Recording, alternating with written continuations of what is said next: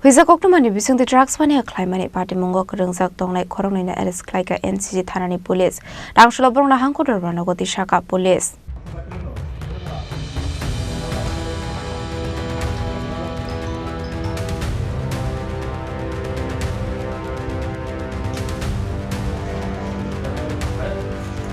Patimungo NCC Thanani Usi Project Malakar Shaka Hoijak Koktwmani Bisingtwi Shaltam Sakang Wala Boste Amsirat Khlaimani Sarawo Baniya Khlaimani Bisingo Khorangni Khari Thangmani Patimungo Chaitugni Tongmani Yagolo 29 November Shalmario Bapi Sorkarna arrest Khlaimani NCC Thanani Police Abuni Yagolo Shalthamni Police Rimano Tishawe interrogation Khlaimani Yagolo Koktwmani Rumit Sorkar Mugite Baniya Khlaimani arrest Khlaikha NCC Thanani Police Tangsalo Bohrok Khoroknwi Dorbar Nogo Tisakha NCC Thanani Police 2025 তারিখে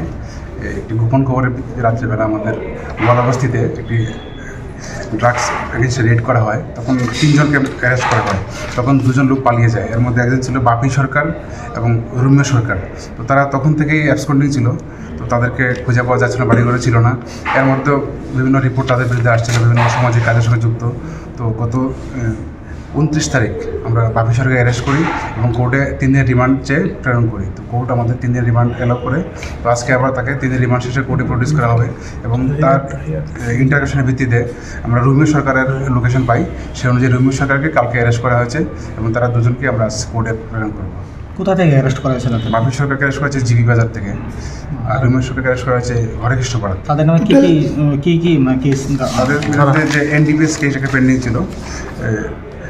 2025-002 NCCPS 21B 27-29-20B NDPS Act